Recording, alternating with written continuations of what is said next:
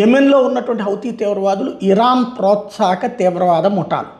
అక్కడ దాదాపు 4 గ్రూపులోనే మొన్ననే చెప్పుకున్నాం. అందులో సౌదీకి సపోర్ట్ చేసే తీవ్రవాద గ్రూప్ ఒకటి, దుబాయ్కి సపోర్ట్ చేసే తీవ్రవాద గ్రూప్ ఒకటి, ఇరాన్కి సపోర్ట్ చేసే తీవ్రవాద గ్రూప్ ఒకటి.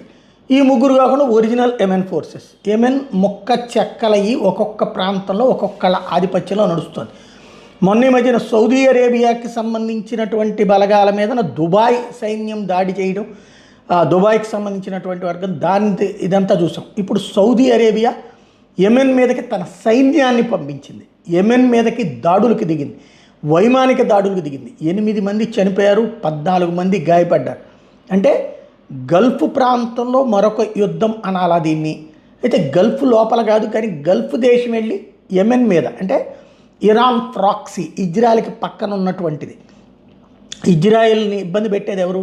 యెమెన్, లెబనాన్, పాలస్తీనా, సిరియా, ఇరాక్, ఇరాన్. ఈ 6. ఇరాన్ దూరం నుంచి కొడుతుంటుంది, వీళ్ళ ముగ్గురిని ముందు పెడుతుంది. యెమెన్లో ఉన్న హౌతీలు, లెబనాన్లో ఉన్నటువంటి హిజ్బుల్లా, అలాగే పాలస్తీనాలో ఉన్నటువంటి హమాసు, సిరియాలో ఉన్నటువంటి Islamic resistance force, Islamic jihadist ఫోర్సుల ద్వారా దాడులు చేపిస్తూ ఉంటుంది.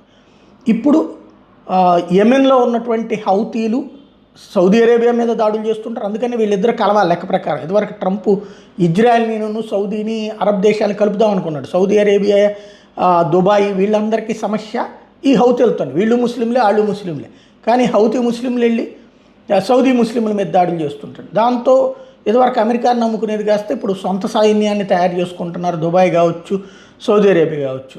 అవసరమైతే అద్దెకి తీసుకుంటున్నారు పాకిస్తాన్ సైన్యాన్ని సౌదీ వాళ్ళు. ఇప్పుడు సౌదీ ఎయిర్ అటాక్స్ చేయడం అన్నది కలకలం రేపుతోంది.